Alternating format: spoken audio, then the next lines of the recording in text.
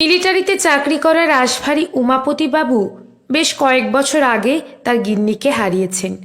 বয়স খুব বেশি ছিল না, উনিও 1 বছর হলো রিটায়ার হয়েছে। একমাত্র মেয়ের শ্বশুরবাড়ি দিল্লিতে।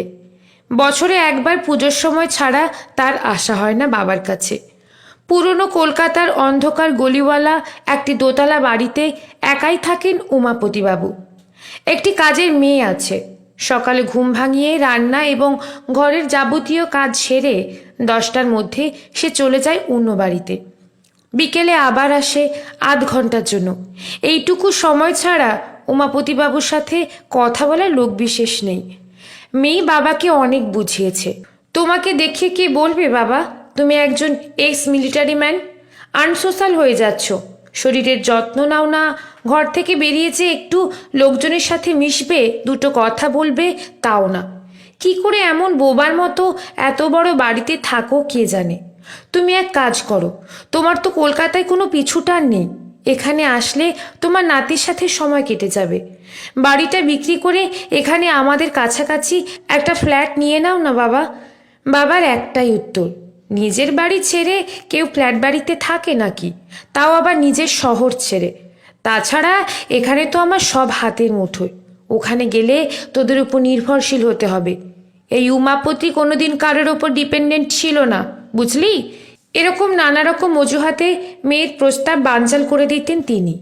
নিরুপায় মেয়ে বাবার একাকিত্ব কাটানোর উদ্দেশ্যেই শেষে বাবাকে প্রস্তাব দেয়, বাড়ির ওপরতলাটা ভাড়া দেয়া হোক, বাইরে দিয়ে ঘোরানো সিঁড়ি আছে, সেখান দিয়ে ভাড়াটিয়ারা যাতায়াত করবে, শুধু ছাদের উপরে একটা আলাদা বাথরুম করতে হবে। উমাপতিবাবুর চরম আপত্তি থাকা সত্ত্বেও কিছুটা মেয়ের জোরাজুরিতে দোতলায় ভাড়া আসে দীপ্তি, অমিয় ও তাদের 5 বছরের মেয়ে দিয়া। বাড়িওয়ালা আর ভাড়াটিয়াদের সম্পর্ক খুব বেশি আত্মিক হওয়া উচিত নয়, উমাপতিবাবু সেটাই বিশ্বাস করতেন।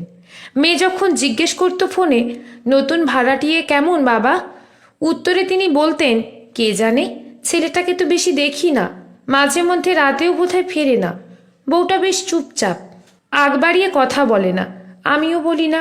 হাজার হোক, আমি তো বাড়িওয়ালা, ওদের খোঁজ খবরের দরকার কি। তবে সারাদিন মাথার উপরে বাচ্চাটা ধূপধাপ দৌড়াদৌড়িতে মনে হয় বাড়িটা যেন প্রাণ ফিরে পেয়েছে। তা তুমি তো বাচ্চাটার সাথে আলাপ করতে পারো, একটু দাদুর আদর পাবে, তোমারও ভালো লাগবে বাবা। একটু যাও না, আলাপ করে দেখোই না। সারাদিন একা একা মুখ বুঝে ভালো লাগে, ভাড়াটিয়ে রেখে তাহলে আর লাভ কি হলো। কিন্তু ওরা যেন একটু কেমন যেন, কারো সাথে মেশে না, বাইরে দিয়ে যাতায়াত বলে সরাসরি দেখাও হয় না, বাচ্চাটাকেও বাইরে বেরোতে দেয় না। পাড়ার বাচ্চাগুলো তো খেলে গলির মধ্যে, কিন্তু ওকে তো দেখি না তেমন। ছাদে গেলে মাঝে মধ্যে দেখি, 2-1বার বাচ্চাটার সাথে কথাও বলেছি, কিন্তু কিছু পরেই ওর মা ডেকে ঘরে ঢুকিয়ে নেয়। কি জানি, আমাকে হয়তো ওদের পছন্দ নয়। তুমিও তো বাড়িওয়ালা বলে নিজেকে এতদিন সরিয়ে রেখেছিলে, আজ গিয়ে না হয় আলাপ করে এসো। আজ নয়, কাল যাব, কাল রবিবার, ছেলেটাও থাকবে হয়তো বাড়িতে। মেয়ের কথায় পরদিন কিছুটা উপযাচক হয়ে উমাপতিবাবু বিকেলে একটা আমুল চকলেট নিয়ে দিয়ার দরজায় কড়া নাড়ে। ভেতরে যেন কেমন ঝগড়া আর কান্নার আওয়াজ। একটু সময় নিয়েই অমিয় দরজা খোলে। সামনে উমাপতিবাবুকে দেখে একটু অপ্রস্তুত হয়েই ঘরের বাইরে এসে দরজাটা হাত দিয়ে টেনে বলে, আপনি? আমি তো এই মাসের ভাড়া দিয়ে দিয়েছি। না মানে, দিয়ার সাথে একটু আলাপ করতে এলাম। দরজায় সামান্য ফাঁক দিয়ে উমাপতিবাবু দিয়ার ভয়ার্ত মুখটা যেন এক ঝলক দেখতে পেলেন। আমাকে দিন, আমি দিয়ে দেব, ও এখন ঘুমোচ্ছে। হাত বাড়িয়ে চকলেটটা নিয়ে অমিয় যেন বুঝিয়ে দিল এবার যেতে পারেন। ঘরে ফিরেই উমাপতিবাবু মেয়েকে সব বলেন। মিলিটারিতে চাকরি করা মানুষ তিনি, ওনার চোখকে ফাঁকি দেওয়া অত সহজ নয়। কালই বলবো বাড়ি ছেড়ে দিতে, আমার বাড়িতে এসব চলবে না। কিন্তু বাবা, বাচ্চাটার বউটার তো কোনো দোষ নেই। উমাপতিবাবু সারা রাত ঘুমোতে পারলেন না। পরদিন সকালে অমিয় বেরিয়ে যেতেই উনি আবারও কড়া নাড়লেন তার ভাড়াটিয়ের ঘরে। আপনি চলে যান মেসোমশাই, ও পছন্দ করে না। দরজাটা একটু ফাঁক করেই বলে দীপ্তি, আমাকে কি বলা যাবে তোমাদের সমস্যা? আমারও তোমার মতো একটা মেয়ে আছে, আমার জামাই যদি এইভাবে আমার মেয়ের গায়ে হাত তুলতো, আমার সার্ভিস রিভলভারটা দিয়ে গুলি চালাতে আমার একটুও হাত কাঁপতো না। একবার বলেই দেখো না, বাচ্চাটির মুখের দিকে চেয়েই বলো। উমাপতিবাবুর এমন কথা শুনে কিছুটা ভরসা পেয়েই হয়তো দীপ্তি দরজা ছেড়ে সরে দাঁড়ায়। দিয়া উমাপতিবাবুর কোল ঘেঁষে দাঁড়িয়ে বলে, থ্যাংক ইউ দাদু কালকে চকলেটের জন্য।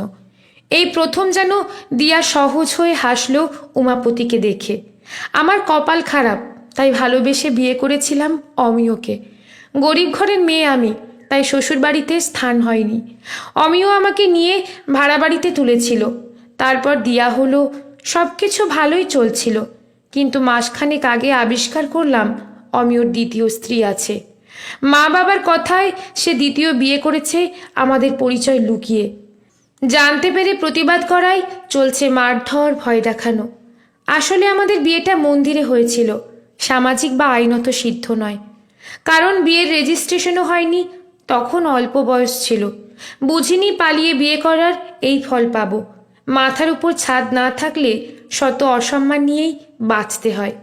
আমার মা বাবা বেঁচে নেই, দাদারা কোনো ঝামেলায় পড়তে চায় না। আমার খালি ভয়, আমার কিছু হলে দিয়ার কি হবে। দিয়া তখন ছোট্ট আঙ্গুলগুলো দিয়ে তার নতুন দাদুর হাতগুলো টিপে টিপে দেখছে। মেয়েটা কোনোদিনও আত্মীয় স্বজন, দাদু ঠাকুমা দেখেনি। দিয়ার হাতটা শক্ত করে উমাপতিবাবু ধরে বলেন, অমিয়কে ছেড়ে দে মা, আজ থেকে তোরা আমার বাড়িতেই থাকবি। তুই রাজি হলে এই বাড়িতে ওকে আর ঢুকতে দেব না, ওর বিরুদ্ধে কেস লড়ব। কিন্তু মেসোমশাই, আমি তো ভাড়া দিতে পারবো না।